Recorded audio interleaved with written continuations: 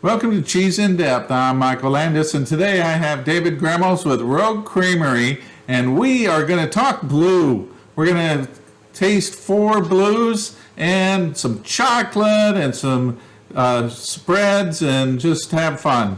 And we're not going to have a big presentation today on this. We're just going to have some fun and enjoy the ability to be able to taste some great cheese and enjoy each other's company. So, David, if you would like to start off.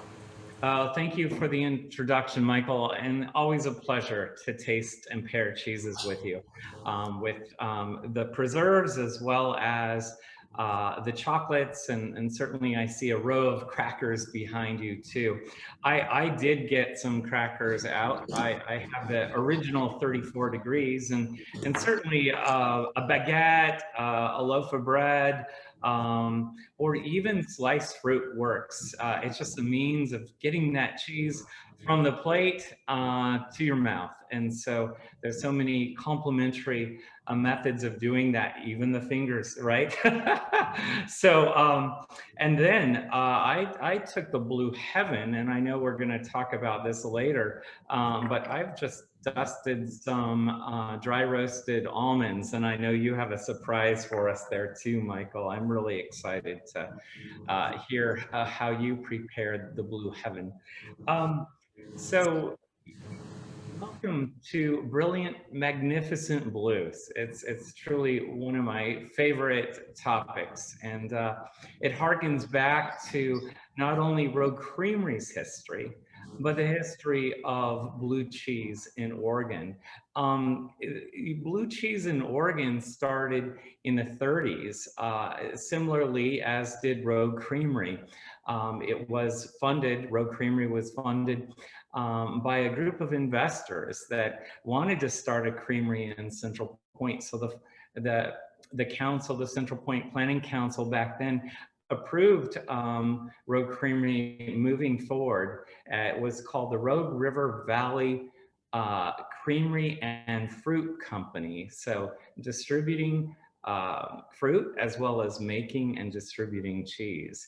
And it launched in 1933. And then it was acquired by the Vella and Viviani families. So 2 iconic names, right, in cheese. And we know those names because they're associated with dry jack, the Vella dry jack and the Viviani Sonoma dry jack. So those 2 families came together to really amp up the production at Rogue Creamery to support the needs for cheese, to feed communities and to supply cheese for the war efforts. So they continued to build production efforts at Rogue Creamery. So it expanded from 1 vat of making cheddar and cottage cheese to 5 vats.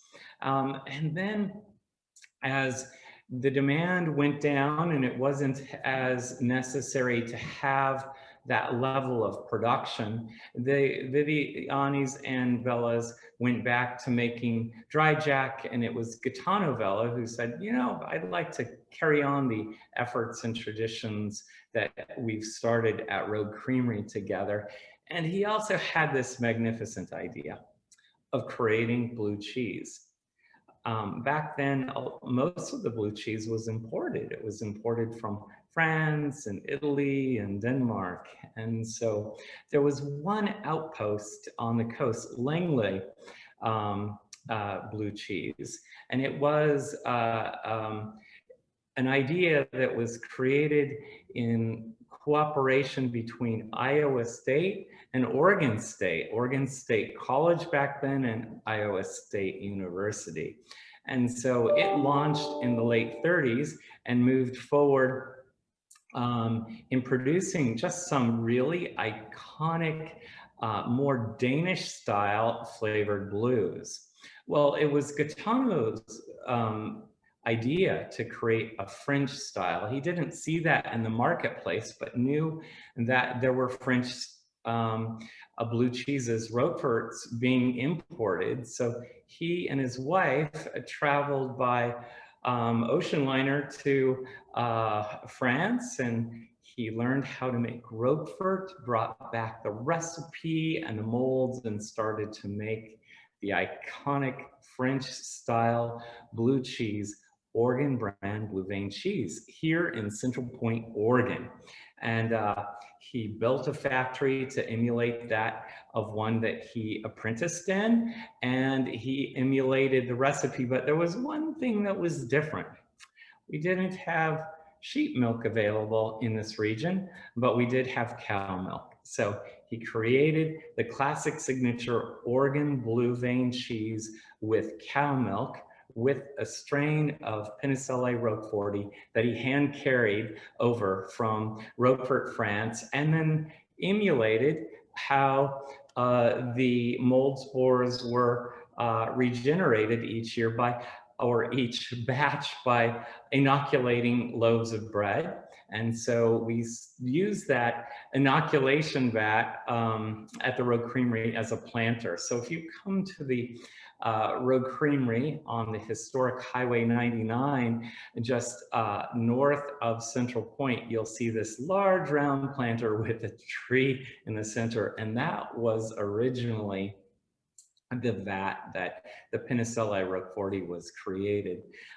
Today, the Penicillium roqueforti is created in a lab, and it's gluten-free. So, but it's the same strain. And I've kind of lined up my blue cheese plate, as you can see, to showcase the classic signature Oregon blue, because it is the foundation of blue cheese making here at Rogue Creamery, and is the namesake for the state in which I live and work. And Michael will show the label here in a bit, and what you'll see is the Oregon black bear. There are more Oregon black bears roaming Oregon than there are people. So a fact. And if you've ever floated down like the Rogue River, you would see occasionally a black bear. I just saw a black bear near the Rogue River in Grants Pass about 2 weeks ago. Just such a beautiful sight and a stately creature that is nocturnal mainly, but when you see one, it just brings such great joy. And we call that black bear the keeper of our caves. So she is the guardian of Rogue Creamery's historic cheese caves, where each of our blue cheeses that we create are inoculated. And that's where that signature sweet and savory comes from in all of our blue cheeses. So why don't we pause and just enjoy a little bit of that blue cheese. And then I've talked about that label with the iconic black bear, and also you'll see around that label, there's some lovely drawings of grasses and Himalayan blackberries and mushrooms from this region. It's just a beautiful label. So Michael's going to show that label to us while I prepare the cheese plate. Yeah, that iconic bear right in the center, and she's the queen of the caves. So of course we put a little crown on her, and right next to her you can see the Himalayan blackberries.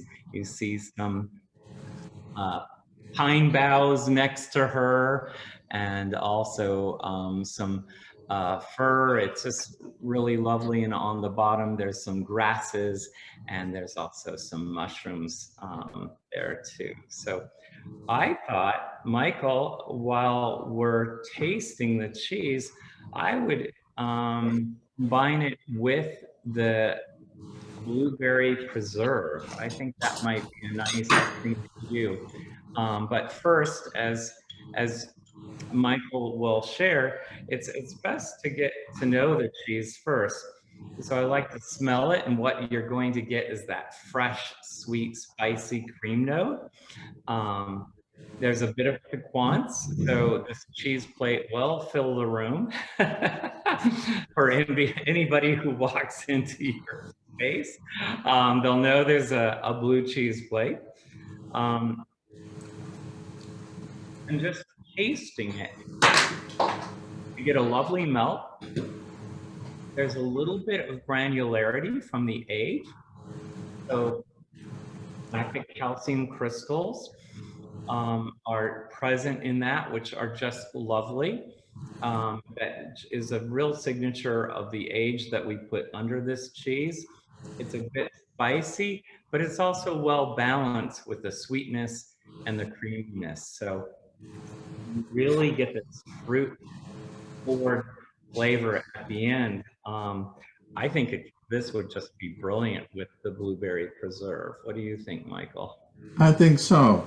You know, when people are looking at blues, there's such a wide variety, and this style of blue cheese has more of the creaminess to it. The saltiness is not really there. The tanginess that you hear about, you know, some of them being so strong and sharp, this has got a nice cream balance with that little hint of mushroom and a little fruitiness, like you said. That's just wonderful flavor, and so easy to snack on.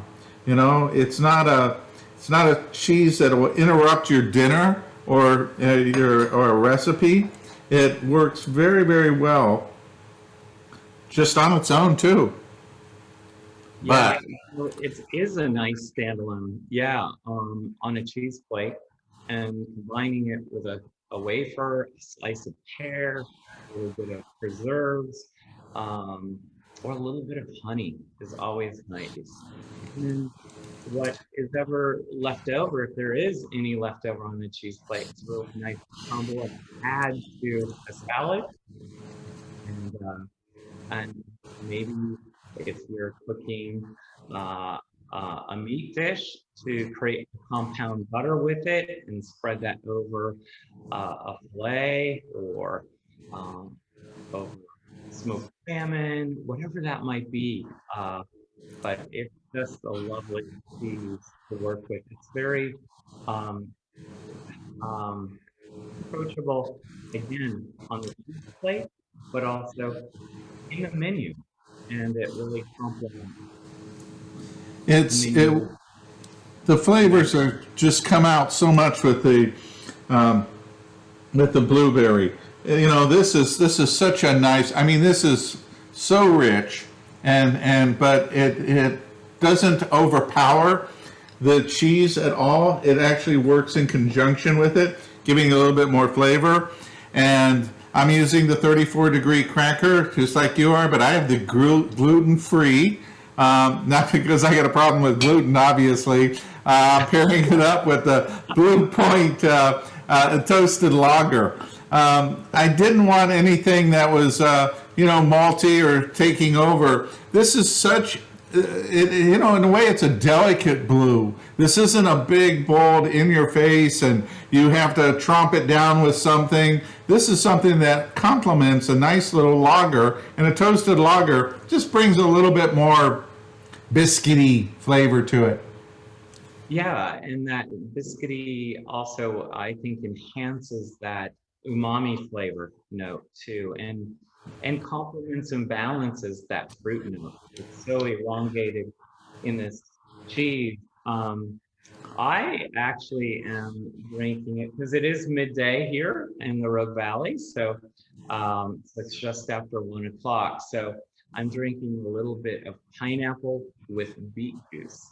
So, and I've really been enjoying tropical fruit with the blue cheeses, and both pineapple and mango just really enhance and I think round out the flavor and accentuate those blue spicy notes and bring out the sweet cream notes in the blue cheeses.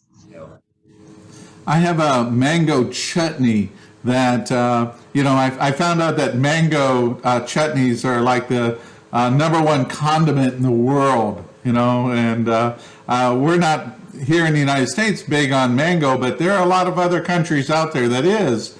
And I see why. That sweetness of mangoes and that little bit of spiciness of the chutney works really well. And that would be another thing I think would go really well with the Oregon Blue.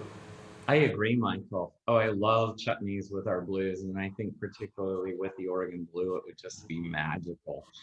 And something that you pointed out was that creaminess. How does that occur? That occurs during the aging process, a process of proteolysis where the cheese is breaking down. And what really contributes to that creaminess is the Penicilli Roqueforti, breaking down the structure of the cheese, creating that creaminess, but also driving that flavor. So there's really two purposes in adding the mold and the bacteria. The bacteria also create those lovely pockets that we like to call cheese caves. So it's a semi-soft cheese. So we're just simply, what that means is we're not pressing the whey out of it. And you might notice there is a little bit of whey on your cheese plate. You can see on my cheese plate, there's a little tiny bit of whey, and there was probably a little bit of whey in the bag that it was shipped in. Well, that can just go away. But the cheeses will continue to, what we like to say is whey off. And so you'll see a little bit of whey gathered around the cheese. But at Rogue, we like to do as little to the milk as possible to enhance and focus on the flavor of the milk. Milk is so prized at Rogue. We have 120 grazers. They're beautiful brown Swiss and Holstein, as well as brown Swiss and Holstein mixed bred cows that graze on pastures that actually border the Rogue River. We have a little bit of land that protects the Rogue River, particularly created as a barrier and a habitat for wildlife to commute up and down that Rogue River. And we also practice intensive grazing, so moving the cows daily from paddock to paddock. And what that does is it helps us build topsoil, and we're building about 0.1% of topsoil annually. With topsoil, there's one great benefit other than you're nourishing the soil, you're helping those native grasses just grow vibrantly for the cow's diet. But the great benefit, you're sequestering carbon. And the next benefit, and we are in a drought, you're retaining runoff and rainwater. So, and particularly now, that's really important. And if you were to drive by our pastures on the other side, you could view down into those pastures that border the Rogue River. You would see that our pastures are green. And that's because of our commitment to intensive grazing, building topsoil, and in essence, we're retaining nourishment for the native grasses that our cows graze on, as well as retaining runoff and rainwater. So it's pretty spectacular. And I have a photo of that we'll show towards the end of the slide. So at Rogue, we'll move on to our next cheese, and that's our Crater Lake Blue. The Crater Lake Blue is an American original. And so what we strive to do is add, so basically you think about a cheese recipe, it's right milk, it's salt, it's enzymes, your coagulant, and also its culture. So an enzyme can be vegetarian, vegetable based, as these are, or it can be rennet from that of a calf stomach or sheep or goat stomach. It's another tradition. And at Rogue, we practice using microbial rennet, which is vegetarian, and also it's organically certified. We're committed to organic agriculture, again helping curb climate change in our practices, and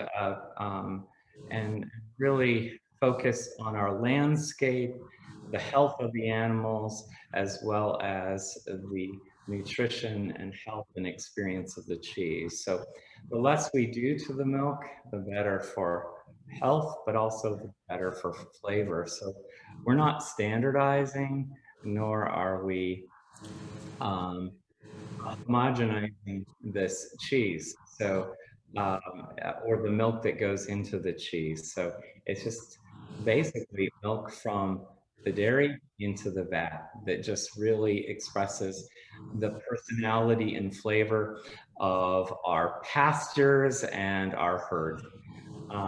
And this cheese, Crater Lake, is really cheese that expresses the personality of our cheesemakers. It represents a new generation of cheese making, taking the recipe beyond Oregon Blue and combining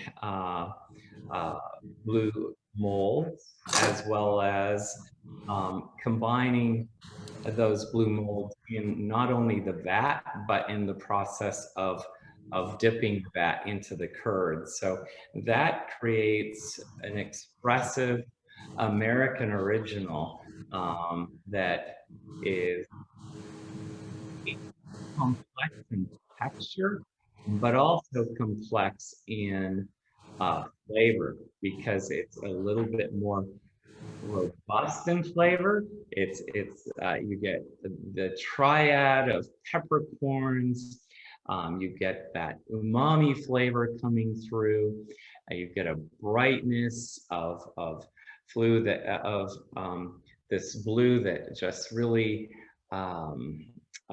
reverberates in the mouth, and it's lovely as a center of a cheese plate to combine with honey or preserves as we have, or chocolate.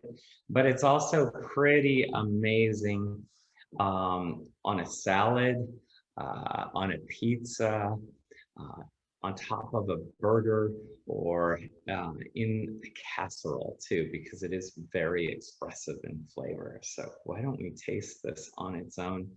And I'm taking it from the rind this time.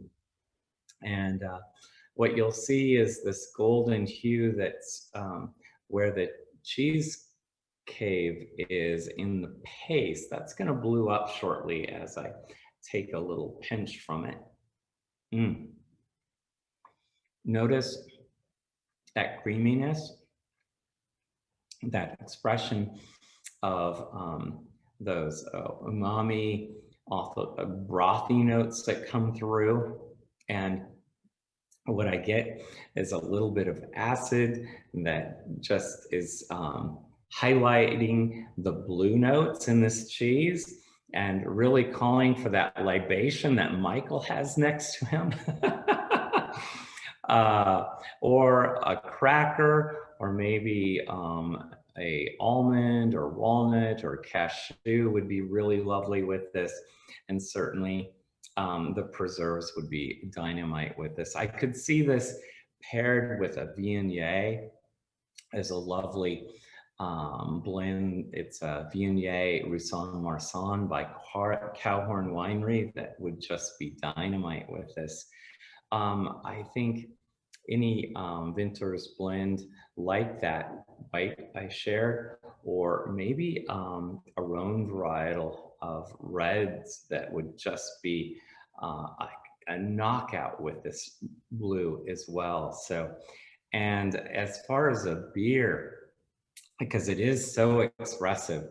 I want to go towards a porter or a stout. And Michael, I know you're the expert there. I'm going to invite you to talk about what you think beer-wise would go with this.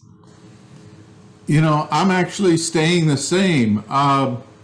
This cheese is so different than what most people would imagine being a blue. You know, when you think about, as I mentioned before, that tangy, that sharpness here, this has got a wonderful, almost like a cooked butter, you know, the Maillard browning, where there's a richness, but it's a deep richness, and it's not nutty, it's not meaty, but it's right in that family of that real rich flavor that just blends perfectly with the cream and with the buttery flavor. All those things just come together. I would say that this is such a mild cheese that you know, that pairing it is very natural. You know, going with a stout. You know, Rogue Shakespeare oatmeal stout would be fantastic with this. You know, anything that you bring up a porter's, so that maltiness will really bring it up. I'm fortunate enough that this toasted lager has got some maltiness in it that really helps and brings out more of that type of flavor. So let's take a look at the label here. So David, you want to talk about that? So this is one of my favorite labels. If you've gone to a national park, you'll recognize the font. It's that classic national park font. But as you step back and you look at the elliptical shape of this and the blue that surrounds it, that is a reflection of Crater Lake. And the brown is that reflection of a national park sign. And the idea here is that it takes you to this sense of place where you're reflecting on the blue and the various blues that are present in Crater Lake, from a deep, rich blue to a very almost tropical teal blue. It's just so magical. And if you visit Crater Lake on a day where there's clouds overhead, you get that mirror of the clouds in the lake. It's one of the deepest lakes in North America, and I believe the deepest in the United States. And it's just, yeah, it's one of those places I like to go and reflect and think about where I am in life and where I want to go. And you know, it always presents itself differently. And certainly when I say it presents itself differently, the lake presents itself differently. There's a contribution of the weather, clouds, fog that comes in. Or it could be just a brilliant, clear day, and that it just resonates, the deepest, most brilliant blue. And that's the idea here, is that flavor, and I still have that blue in the back of my throat as well as the back of my palate, and it's a sense of blue that comes through, and it's that creation of this cheese through artistry and through science, bringing different varieties of Penicillium roqueforti together, but also how we introduce that Penicillium roqueforti to this cheese is what makes it resonate, right? It just reverberates in blue. and it's one of those cheeses I love to pair with uh, fruit, nuts, as I shared, honey, preserves, but also I enjoy cooking and making blue cheese dressing out of this cheese. And what I like to do is just add olive oil, and I'm not good at measuring, but I have written down this recipe, which I can supply to Michael, but also finely chopped shallots, finely chopped garlic, uh, white wine vinegar, and I prefer to use, instead of mayo, I'll use fromage blanc or creme fraiche if you want that sweetness to come through, and a little bit of honey for sweetness as well, and a squeeze, slight squeeze of an onion, and then peppercorns, and the salt is already in the cheese, so you just take and crumble the cheese, put it in there, and just stir it up. And wow, what a magical dressing it creates. It brings uh, a spring salad to life. And this is the time of year, right, for those lovely salads. And I just saw a salad with pea tendrils and asparagus, and I thought, oh, this would be perfect with this Crater Lake Blue. So I'll send that recipe to you, Michael. It's one of my Thank you. favorites. It's a lovely house dressing that I just make on the fly. And to accentuate it a little bit more, to create more of that umami or expression of umami that you mentioned when you were tasting the Oregon Blue and the Crater Lake Blue, I'll add some Blue Heaven. So, Well, one of the things that we know about each of the cheeses is that the center is going to have a little bit of different flavor than closer to the rind. And what's really amazing about this is this rind has got a nice earthiness to it that, when you talk about earthiness, it just blends perfectly with that umami flavor, and it just brings out more structure, I guess you could say. It just makes it better and bigger, but not strong, just better, richer. That richness comes out. It's so nice, all the pieces, no matter where you taste it, you get something just a little different, but absolutely fabulous, no matter what. thank you. Beautifully described, Michael. And I wanted to say thank you to each of you who've purchased the Brilliant Blues. This is a magnificent representation of blues that Rogue Creamery creates. And our mission at Rogue Creamery, it starts with people. It's people dedicated to sustainability, service, and the art and tradition of creating the world's finest handmade cheese. And that's what each of us do each day at Rogue Creamery, whether we're at the vat or at the dairy, creating the finest milk, helping our herd just produce delicious milk, express the flavors in our cheeses. And everyone at Rogue is dedicated to just that. So we are also Oregon's first B Corporation. B corporations are a group of businesses worldwide that use their profit as a force of good. So utilizing profit as a force of good environmentally, socially, and economically.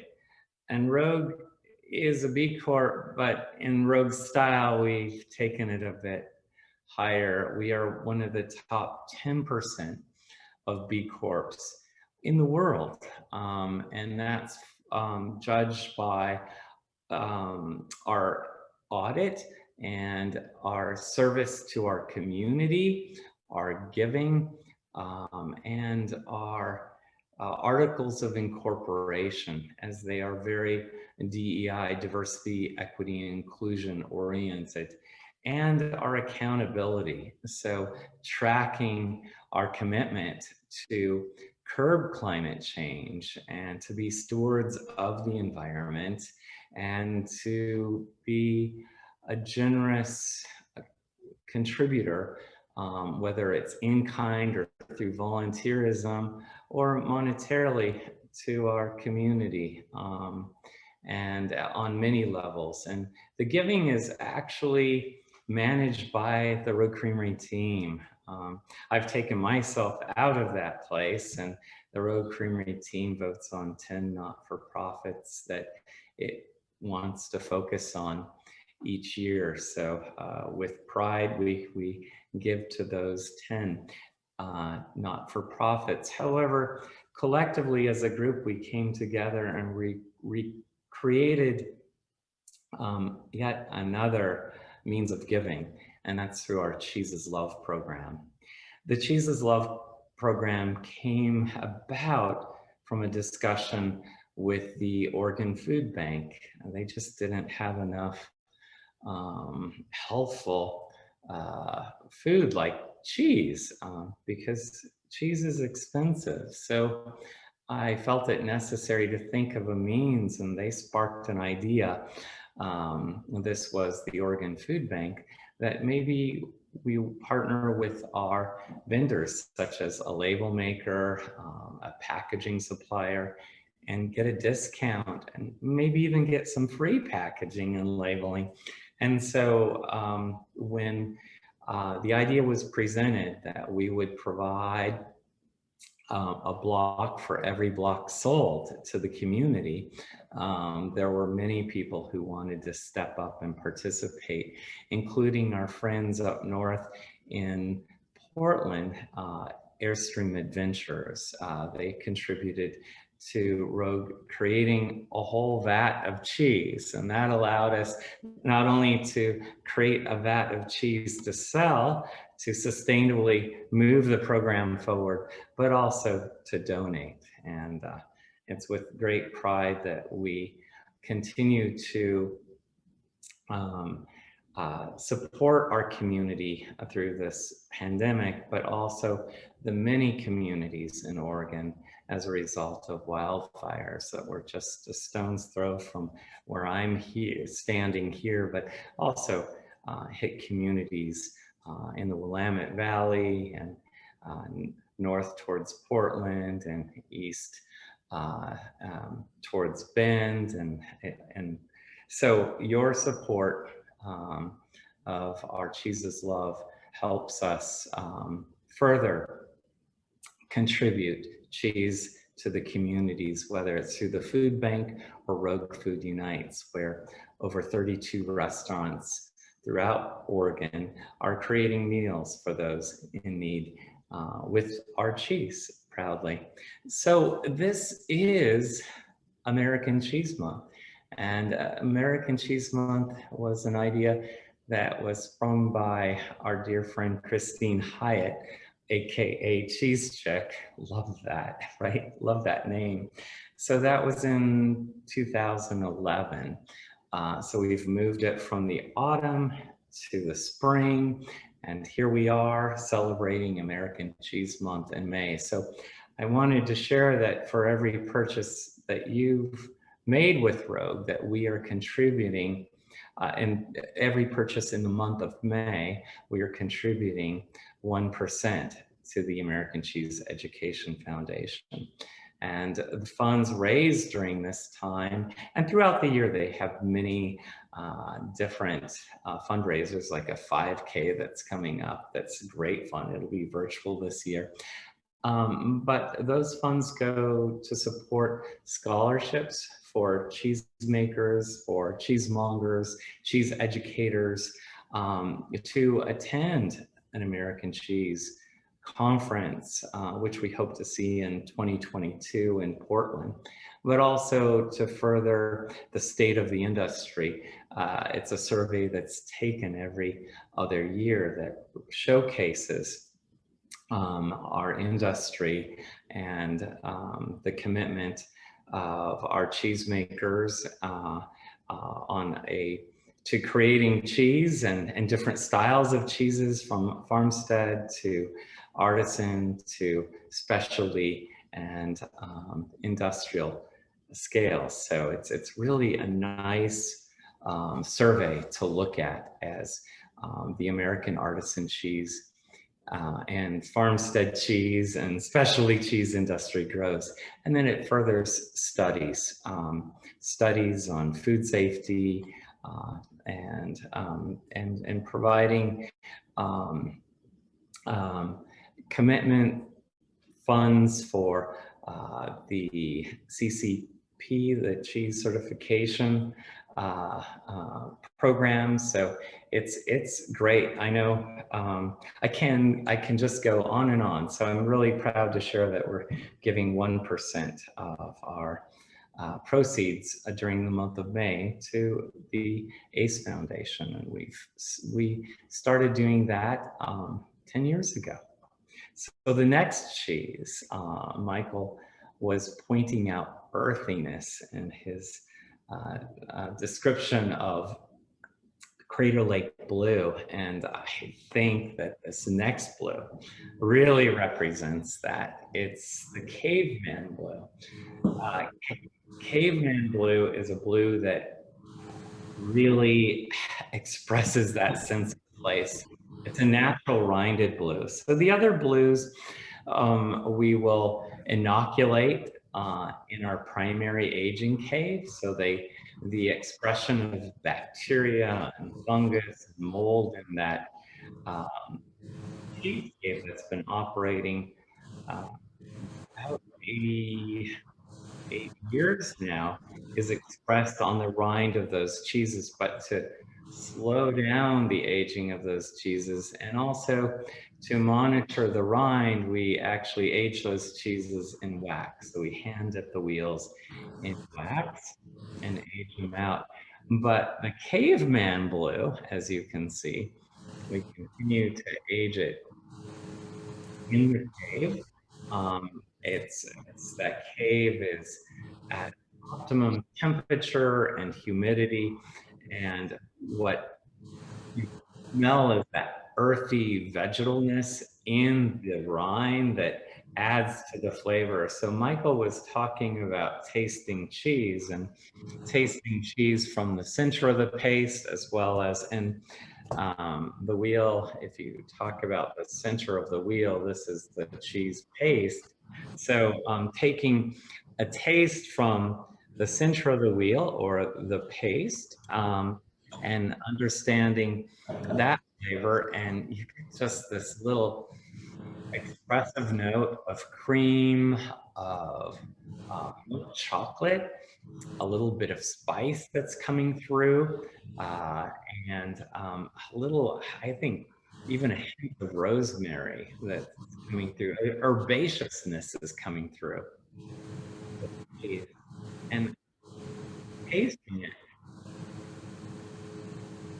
so well-rounded, sweet, buttery, like it's like brown butter, little hint of vanilla, and that milk chocolate is just expressed again and again in this cheese, and then you get that little hint of umami at the finish, but a little meatiness, right? You're just getting a lovely savory note at the finish. So now take this cheese from the rind and then taste it with the rind. This is my favorite.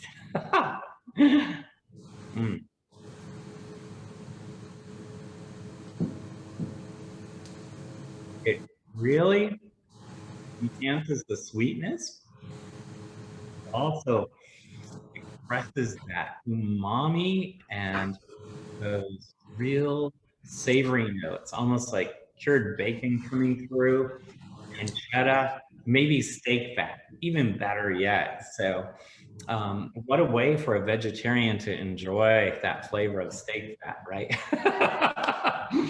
So again, it just calls out for a libation. I would tend to want to pair this with a Syrah. I want just something a little bigger and bolder with this, or maybe fruitier and go towards a Merlot as well. So, of course, I'm surrounded by those vineyards here in Southern Oregon. So that's where my mind goes. And I think a Pinot Noir would also go just beautifully with this. Uh, and I think an Oregon IPA would be just brilliant too. A brown ale would be remarkable. Um, and because of that, little bit of sweetness and fruit that comes through, I'd love to try it with this on. Mm. What are you thinking, Michael? Well, I've been just enjoying all the different flavors that you can get out of this particular cheese. And you know, the first thing that I picked up from here was the butter and a little bit of that vanilla flavor that comes across. And it's just such a nice, rich flavor. But again, without that heavy tang or saltiness in here, it just works so evenly. It's a delicious cheese. So I tried it with the fruit, with the blueberry. Fantastic. I mean, it just, the vanilla, the blueberries all come together. And then you have to tell us more about this chocolate. But this chocolate with it really brings out more of that caramelized butter that's in here. And so when I was thinking about pairing it, you know, your ideas are fantastic. Any one of those would work really well. But I jumped into the Purple Haze. You know, I went with a raspberry lager with Abita, and it just sings. The raspberry and the cheese, just more butter comes out. So you get the tartness of the raspberry, and then you get this wonderful richness of the cheese, and then you put a little bit of the blueberry on there, and the raspberry becomes more sweeter, and then you put the chocolate on there, and the raspberry becomes more, you know, raspberry chocolate, and the cheese is, and vanilla, and there's just so much. I mean, this is a great platform for being able to pair in just about any direction that you want. But it's just so nice, you know, so untypical of classic or some of the I would say non-artisan blues out there that just trump everything. This blends, and it's like dancing. It knows your next move. It dances with your flavors. You know, it's not opposing. It's a great dancer. Yay. Yeah, and it doesn't lead. I think it follows, right? Yeah, it does. And that flavor is so subtly layered. And I love it with this chocolate because it does really enhance, as you remarked in our other cheeses, Michael, those toasty notes come out. And hint of vanilla is really put in the spotlight, and it brings out the sweetness, um, and it also brings out a little bit, I think it's because of its dark chocolate, it brings out, and it's a sea salt dark chocolate. It's by Theo's, which is organic as well. This chocolate bar is just made north of Central Point in Seattle, Washington. One of my favorite chocolates here, next to Lilybell Chocolates in Central Point, which we always take our guests to. I've taken Michael there a number of times. Yes. This is beautiful to take the chocolate and to layer with the cheese like that, but then to enhance it and take it a step further and add a little hint of blueberry on it. Oh my gosh, look at that, right? Mm. You Yeah. want to put a slice of pear or a cosmic crisp apple underneath it, or a wafer, yeah, go ahead. But I'm using the chocolate to deliver this cheese and this experience. And I was right there with you, Michael, enjoying a beer. And I know you have a lovely bourbon selection as well and rye selection. That would be amazing with this cheese. Oh yeah, yeah. A little Maker's Mark or Basil Hayden would just go very, very well. Mm, that's outstanding. Mm. Okay, so let's talk about your label. As a matter of fact, haven't I seen this as a road sign? You have. You have seen this iconic caveman throughout the Rogue Valley, but particularly as you drive north from Central Point to Grants Pass, you'll see this caveman on tow trucks, on restaurants, on visitor centers. If you go to the Grants Pass Visitor Center, you'll see this caveman in full life, towering 20 feet in the air. And just what a great photo out. And the caveman represents the folklore of the Sasquatch. And the Sasquatch is known to roam this area and is the guardian of the many caves that exist in this region. And so the caveman is just that. It's an icon of the region and is the guardian of our cheese caves, similarly as the Oregon black bear, right? So good to have two guardians when you rely so heavily on stewarding an environment and preserving those flavors that are so expressive in our cheese, creating that sweetness and creating that savory note. Those are the flavors established from the mold and bacteria and culture in the environment of Southern Oregon. And a cave is only as good as um, the cheeses that are in it and the stewarding that one provides. So the maintenance and understanding the smell and the profile that you want to achieve. And so we maintain our cheese caves with pride. We're vigilant and where they need to be, at what level they need to be filled, because there's a special relationship between cheese and environment. And that's what part of the magic of Rogue is. Expression of those moments in our cheesecake on the surface of our cheeses that you can taste. Such a regional flavor. And one of the icons in our industry noted that at a judging and competition in San Francisco, and looked and said, "You own that flavor," and that was Mother Noella. So he studied cheesecakes throughout the world, particularly in France. So the next cheese is a cheese that I'm very proud of creating with friends in mind who just are not blue lovers. Can you believe it?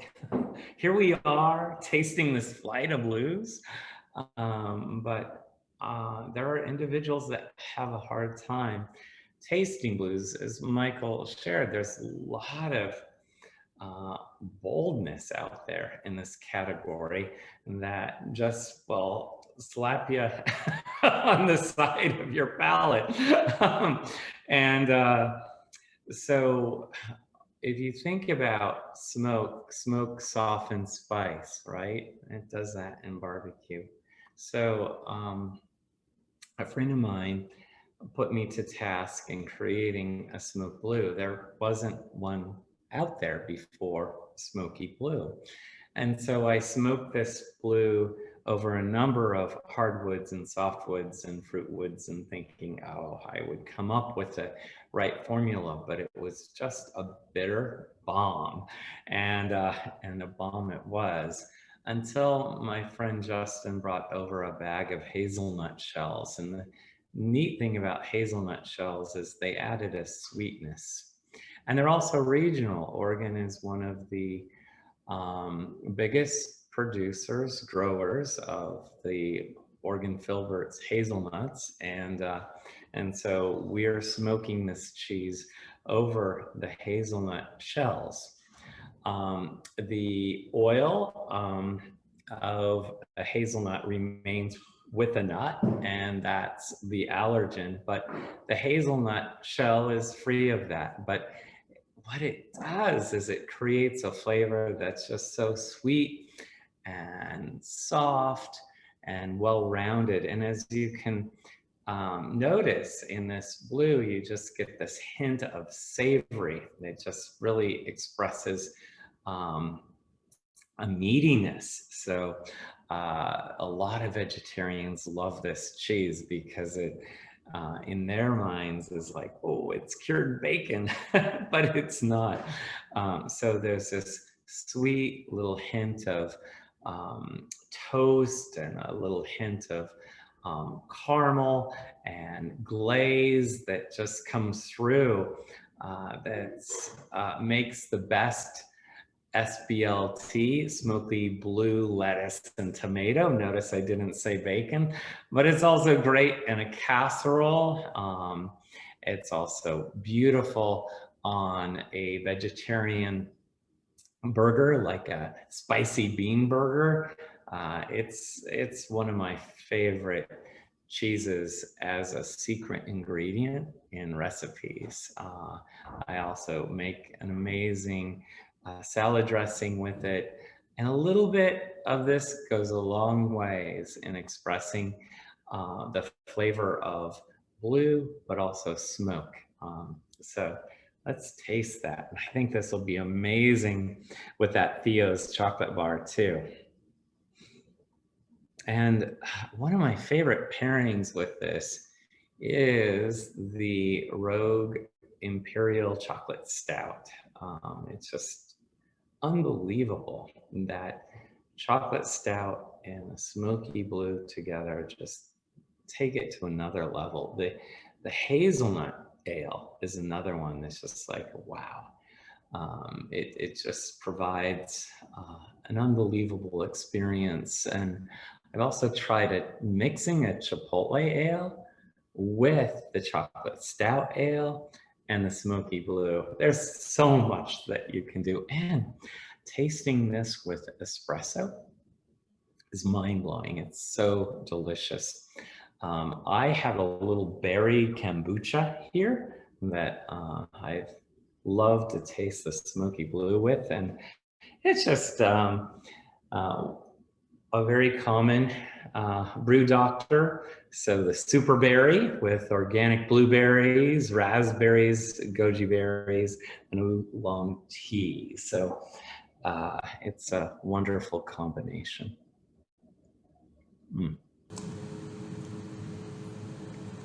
So breathe into this cheese as you taste it.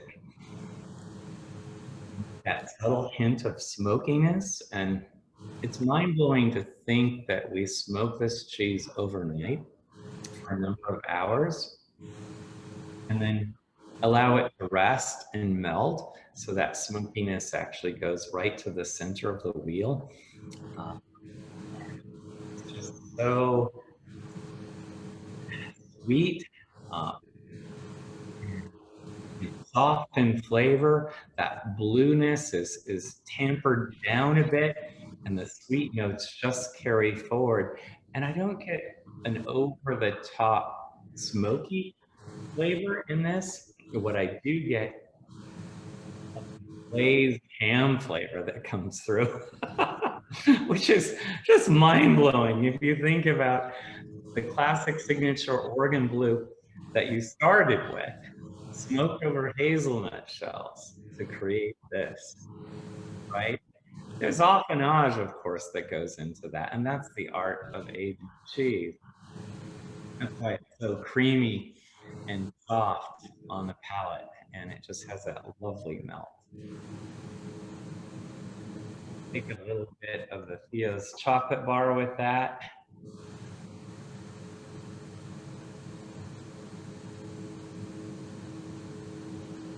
Takes it to another level, doesn't it? The next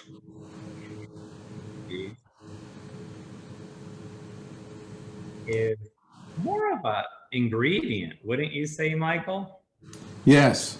You know, yesterday was Cinco de Mayo, and we did carnitos tacos with Smokey Blue, and oh, it was phenomenal. You know, the Smokey Blue melted into that with the corn tortillas. It was heaven. It was literally heaven. So I have to apologize because I don't have the cheese to hold up with the label because we ate the entire 8 ounces yesterday.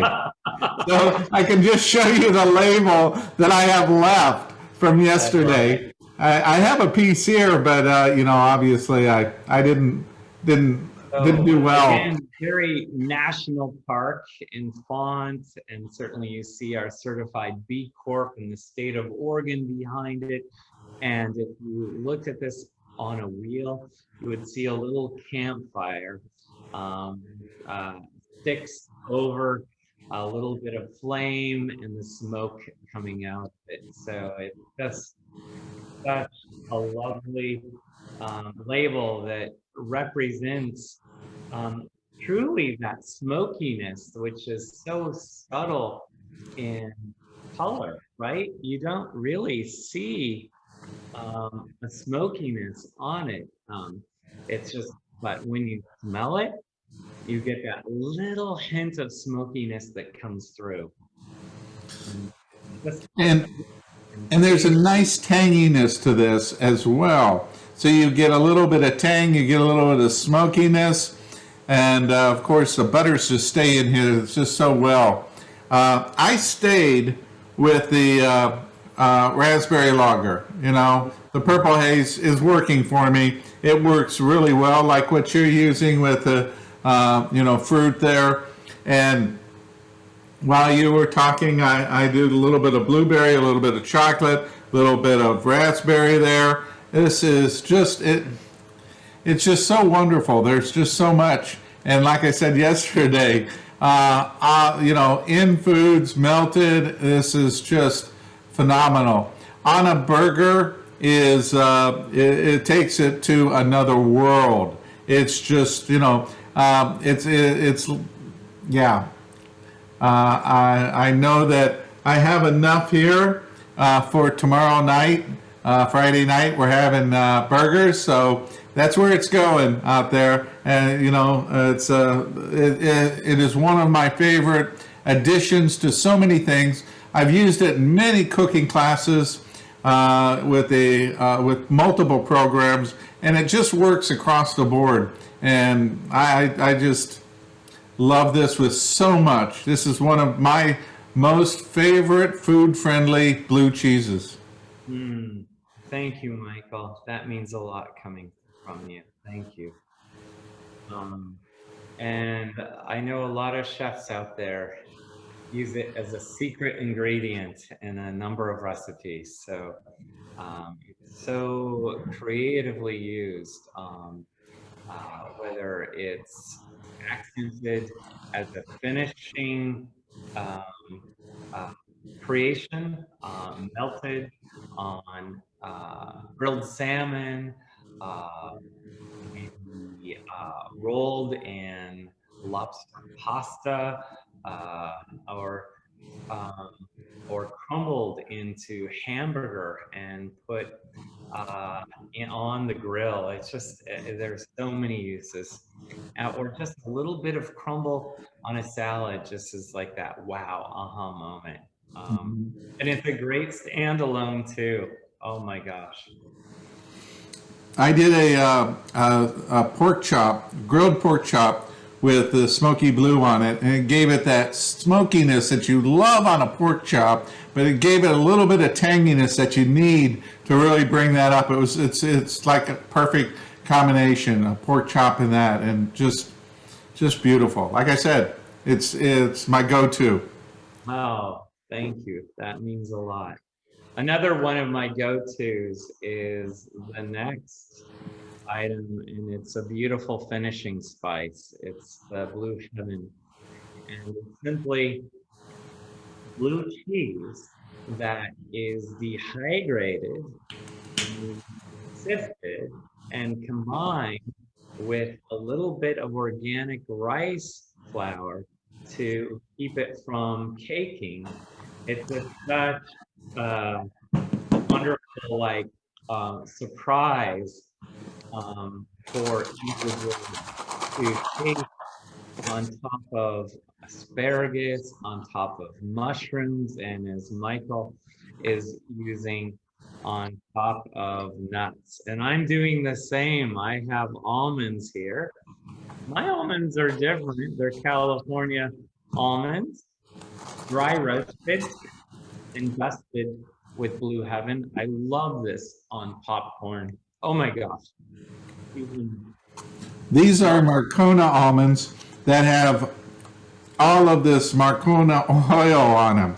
So it literally sticks to it and creates a crusty exterior. Oh, that looks wonderful. Well, it's really good on dry almonds as well. Hazelnuts, phenomenal as I shared on popcorn.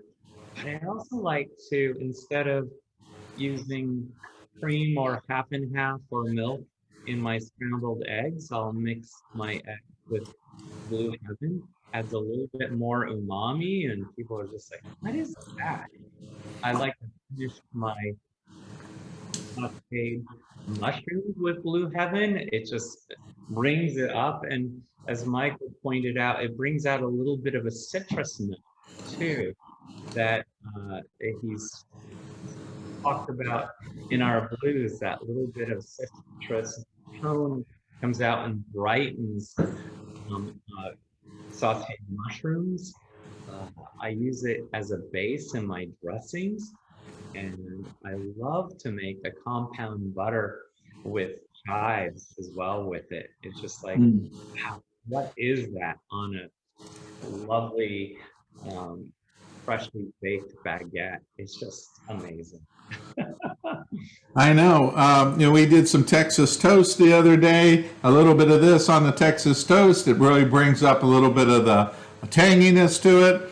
I had it on some beef stroganoff, and we did a deconstructed cabbage roll the other day.